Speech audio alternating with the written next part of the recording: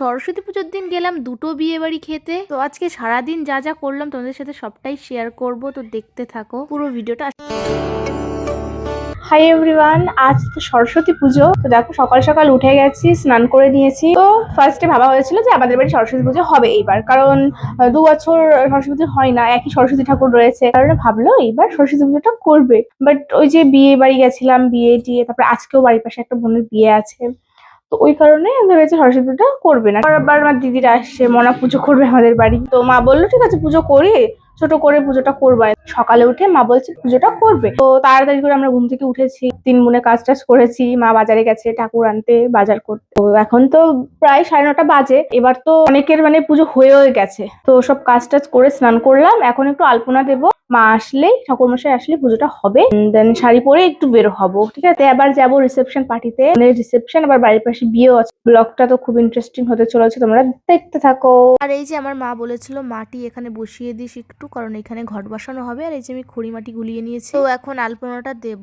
তো ফার্স্টে এই যে একটা ফুল দিয়েছিলাম, তারপর কেমন ফাঁকা ফাঁকা লাগছিল, তো লাস্টে দেখো আমি এরকম ডিজাইন করেছি। তো আমার কাছে তো বেশ ভালোই লেগেছে, যেমন মনে এসেছে তেমন এঁকে দিয়েছি। আর এই দেখো এইবারের ঠাকুরটা আমাদের হলুদ কালারের, কি সুন্দর তাই না? আর আমাদের তো পুজো শুরু হতে হতে 2টো বেজে গিয়েছিল। আর এই যে দেখো আমি তাড়াহুড়ো করে একটু বেরিয়েছিলাম, আর গেছিলাম কিন্তু বগুলাতেই, যেখানে হচ্ছিল শ্মশানের মেলা। আজকেই লাস্ট দিন, তো ভাবলাম যাই ঘুরে আসি। আর কি ভিড়, তো তোমরাই দেখো। তো ভিতরে তো যাওয়ার চান্সই ছিল না, কারণ সবাই নাচ করছিল।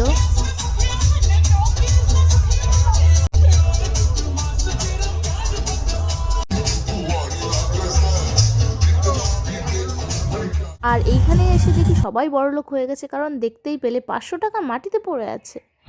তা এতক্ষণে বুঝতেই পেরেছো, আসল হলে এতক্ষণে পড়ে থাকতো না নিচেই।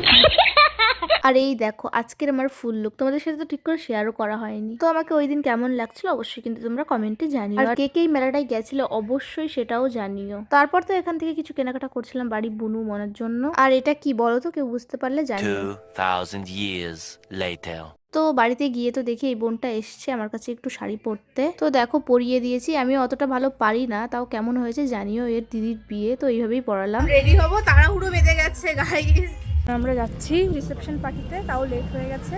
তো দেখো আমরা ট্রেনে করেই যাবো, ওই যে ট্রেনও ঢুকেই গেছে। আর এই দেখো কিভাবে আমি সোয়েটারটা পরেছি, আর ঠিক করে আমি চুলটাও বাঁধতে পারিনি। তো পিসি বাড়ি গিয়ে দেখি কন্যাযাত্রী যাওয়ার কিন্তু টোটো চলে এসছে। যেহেতু বোনের বেশি দূরে বিয়ে হয়নি, সে কারণে টোটো করেই যাবো আমরা। আর এই যে দেখো কত তত্ত্ব, এইগুলো এখন নেব। তো আমি এই মাছের তত্ত্বটা নিলাম, যেহেতু এটা একটু হালকা আছে সেই কারণেই, যাতে আমি একটু কমফোর্টেবলি বসে যেতে পারি। তো দেখো চলে এসছি কিন্তু আমরা। আর এই দেখো নতুন বর বউ, কি সুন্দর লাগছে ওদের।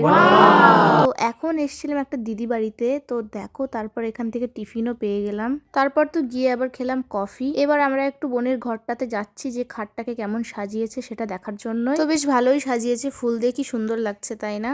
সবাই আমাকে একা রেখে ফুচকা খেতে চলে এসছে।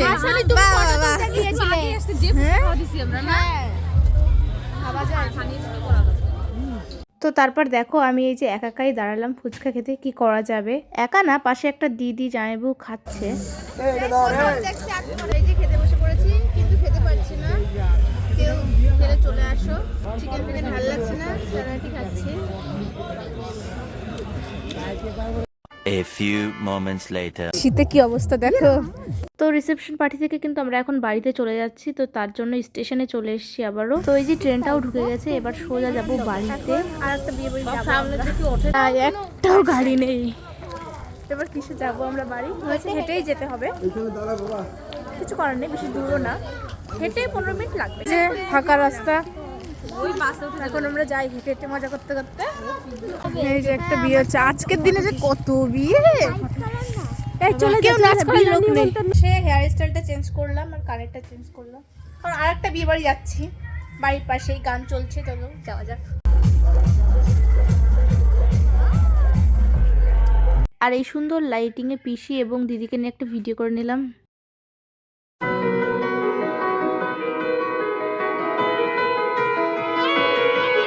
তো বিয়ে বাড়ি এসে দেখি এখনো বিয়ে পড়ছে, তো সেই কারণেই ভাবলাম একটু বিয়েটা দেখি বসে বসে, বেশ ভালোই হবে।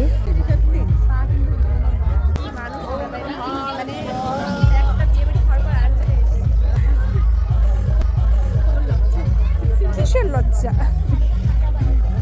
তো দুটো বিয়ে বাড়ি গেছি, আবার কেউ ভেবো না যেন দুবারই খেয়েছি। অলরেডি আমরা একটা বিয়ে বাড়ি থেকে খেয়ে এসেছি, এখন আর পেটে আমাদের একটুও জায়গা নেই। তো বিয়েটা দেখেই আমরা কিন্তু এখন বাড়িতে চলে যাচ্ছি। আর আজকের এই ব্লগটা ভালো লাগলে অবশ্যই একটা লাইক করে দিও, আর হ্যাঁ সাবস্ক্রাইব করতে কিন্তু ভুলো না। তো আজকের মতন বাই, দেখাবে নেক্সট কোনো ব্লগে।